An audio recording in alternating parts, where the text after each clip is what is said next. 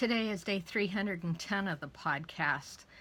And following the day of Pentecost, it says in Acts 2:42 that the early church was continually devoting themselves to the apostles' teaching, to fellowship, to breaking of bread, and to prayer. Fellowship is a part of this list, and it was a critical and strategic piece of bringing the early church into maturity.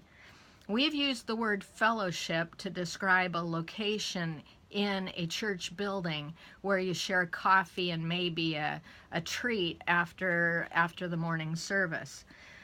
When we meet over a meal or a game or meet together at a party, if there's Christians present, then we tend to call that gathering a time of fellowship.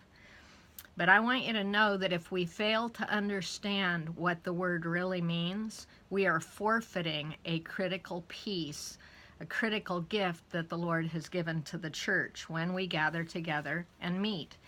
1 John 1:1-3 really gives us our best definition of this word. Listen closely. What was from the beginning, what we have heard, what we have seen with our eyes, and what we have beheld and our hands handled concerning the word of life.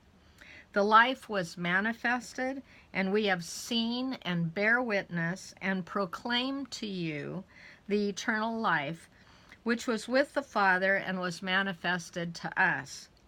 What we have seen and heard, we proclaim to you also, that you also may have fellowship with us, and indeed our fellowship is with the Father and with his Son, Jesus Christ. This is a spiritual definition of fellowship.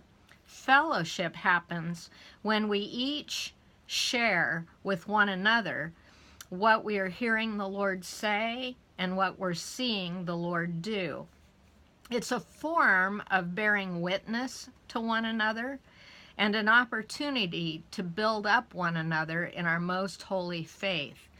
There is a call in the Old Testament Psalms and continually throughout the scriptures, tell your God stories to one another. What are the great things that God is doing? If we forfeit telling God stories and letting our children and grandchildren know that God is still alive, still working, and still accomplishing the miraculous, we may be passing on statutes, but we're not passing on faith. So today's question is, do you have a regular practice of rehearsing your God stories with someone?